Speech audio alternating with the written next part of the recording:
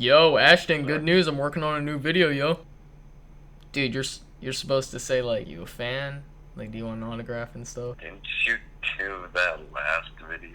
Yo, Keish, good news. I hit 1K. Who are you? Are you a fan or something? Do you want an autograph? Yo, no, that was, I thought that was Smith Plays. 467 to 397. Dude, would you not say my phone number?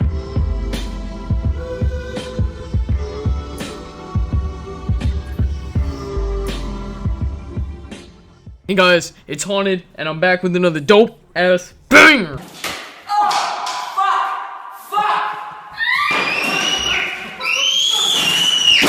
Today we're going to be looking at the most impressive world records in zombies history. One of the world records you will see today is going to be commentated by some pansy named fucking Alvarez. You can go ahead and check him out in the description. Go subscribe to him. He's the man. Before we jump into this shit, I just want to mention that me and a couple friends started up a channel called AMPFIRE. We're going to be talking all about music and new upcoming projects that artists will drop. If this sounds like something you're interested in, go ahead and check it out. Plus, I've had a podcast for like a break, but I've never plugged it. It's called Disconnected, hosted by Keish, Mike, and myself.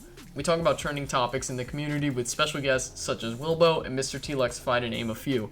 I can't believe we fucking have Mr. T-Lexify. I did my deed for the day. You guys go check that shit out. Everything will be in the description. Hope you guys enjoy the video. Grab some fucking popcorn or something. I don't know. Are you allergic to like, if you're allergic to butter and shit, don't have it. But like, kicking off the list with the first world record that I stumbled upon quite a while ago. We're looking at Black Ops 1 Shangri-La world record, round 193. Set by Phoenix. This game is fucking crazy, and you're probably wondering why it's one of the most impressive. I felt that this record would fit the list because besides the shitload of skill it requires to even get 100 plus home BO1, Phoenix managed to get round 193. This isn't even what's impressive about the record, honestly. It's all about time. Each BO1 map has a reset time. It is pretty much the amount of time you play until your game resets back to round 1, usually caused because you run out of memory from playing too long or playing too many rounds or whatever. The reset time on Shangri-La is fairly low at around 65 to 70 hours. It sounds like plenty of time, but in reality it isn't. The rounds up to insta-kill rounds, round 163,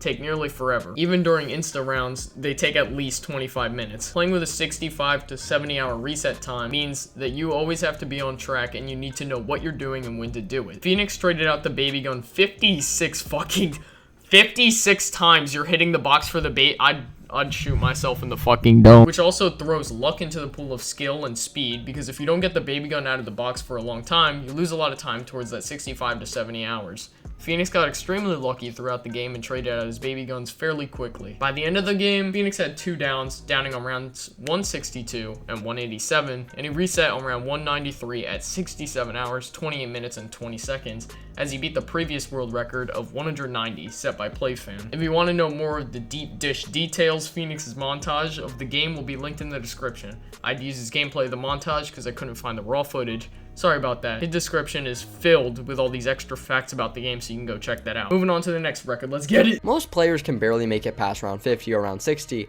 I've never even made it past round 49. And this is even when using all perks and guns. Verruckt, being one of the hardest maps in zombies, is no challenge for Massey Pro Gaming. This guy got to round 119 on Black Ops 3 Verruckt. That's already extremely impressive, but Massey took it a step further and played this run with no Juggernog and no Gobblegums. Massey submitted this game to ZWC as no Jug, no Gums was one of the challenges. Not only did he win this section of ZWC, he also achieved the world record for Verruckt no Jug.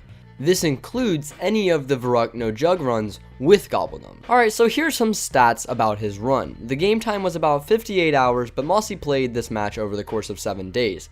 Each day before he hopped back into this game, he would warm up on Bus Depot for 30 minutes, which, quote, seemed to help a lot. He died on 119 with 4 downs, downing on rounds 59, 92, 118, and 119. We aren't sure how many trade-outs Massey did with the Wunderwaffe, but he did say that he traded it out at the end of every round so he could get the maximum amount of kills. If you want to know more gritty details, his video will be linked in the description. He clutched up so many times and broke so many zombies' ankles that he also took the crown for being the GOAT.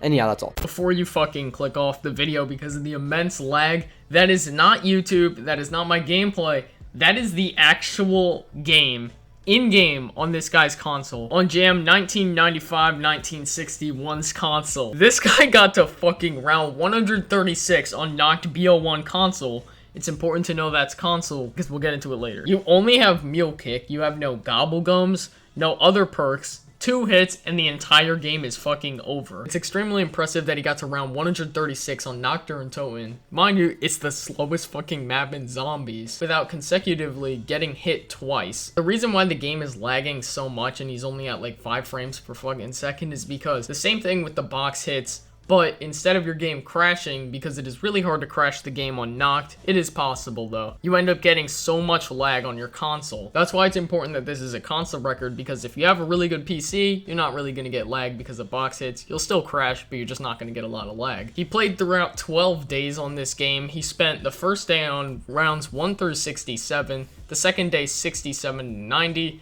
third day 90 to 102. For the next 9 days, he pretty much played maybe 3 or 4 rounds a day. He got to around 127 hours game time, 100 plus. Each round was about an hour. His total game time was 110 hours. And he traded out the Thunder Gun 220 times. That's way too fucking much. This guy is a monster. If you want to check out more, it's all going to be in the description. His description has way more little details if you want to figure out. He's got strategies and stuff, which is really cool. He made a cool video about it. Go ahead and check that out. Let's move on. We're back on Verruckt. This time we're getting straight into it. This is a co-op first room world record, round 44 on the jug side of the spawn room. What the fuck? Think about the Verruckt spawn room for a second. Think about getting to round 44 in there with just 2 hits to down, and you have those shitty starting wall weapons. The Gewehr and the Springfield, or whatever the fuck the other gun is. I'm gonna say Gewehr. I don't care how it's pronounced. That's how I say it. Now think about getting to it 2-player with even more fucking zombies. For Inferno Martin, I probably butchered that name, and Z Pro Play, this isn't a problem when they nab this world record. This takes a dumb amount of skill and concentration. They made a montage of the best moments in the game, which I'm showing on screen right now. Killing the zombies must be a fucking train wreck, and I can't understand how 2 people can work this shit out. There isn't much to say about the match. I don't have full gameplay to see how long the match was. From the 3-minute montage they posted, I gathered that Pro Play would throw nades at Inferno's horde, and when Pro Play ran out of nades, he would just buy some more off the wall. They kept the M1911 for mobility, and they used the Gewehr as their primary weapon. They utilized zombie spawns and rebuilt certain barriers by a certain amount of boards. Probably some smart strategy shit, I don't know. But whatever. They died on round 44. Inferno having 17 downs and Pro Play having 8. Inferno had like under 1,000 kills and Pro Play had over 4,000. I'd go batshit crazy if I had to stay in this tiny area of an asylum for 44 rounds. But cheers to these guys, and let's move on to the final record. Okay, no. How the fuck? Part of my motherfucking French. Well, my guy Starburst beat the Black Ops 2 Origins Easter egg solo in 52 minutes and 53 seconds. This doesn't sound like much if you don't know the Origins Easter egg. Let me run this shit down for you in case you didn't know. You need to build and upgrade all the stabs before even doing the first step of the Easter egg. Get the G-strikes, put the stabs in the robots, which requires insane luck for when the robots come and where. Hit the button, throw the Maxis drone, dome 10 fucking panzers, get a zombie blood, obtain the Maxis drone from a Crusader zombie, get the 1-inch punch, and kill 100 zombies with all the stabs in their proper pedestals in the crazy place.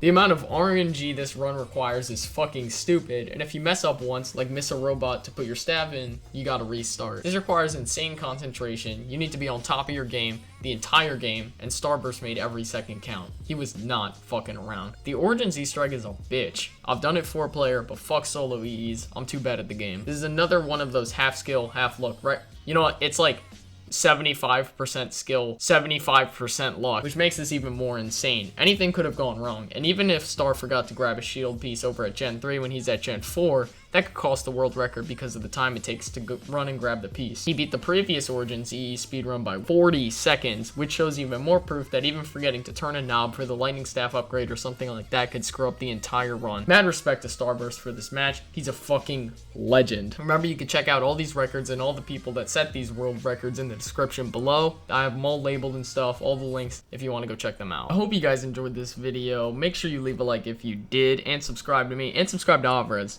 His voice is like a baby's bottom or some shit. Like, it's really smooth. If you want to know where I got all this world record information from, I got it all from Zombie Records. If there is a better record, Like if someone got 50 minutes on an Origin speedrun or something, let me know in the comments so I could see it. I just got everything from Zombie Records because that's the most trustworthy shit I know. And let me know in the comments what was your favorite record in this video, and if there's a different record that I should have mentioned in this video. My personal favorite is the Origin speedrun because I believe that takes so much dedication and it takes a lot of luck and restarts, and I just really respect it. These were all really good records, but Starburst really came through with that shit, dude. So yeah, what's your favorite record? Is there a record I missed? Go ahead and drop it in the comments. I wouldn't mind checking it out. So yeah, thanks for watching. I love you guys so much, and I'll see you guys later.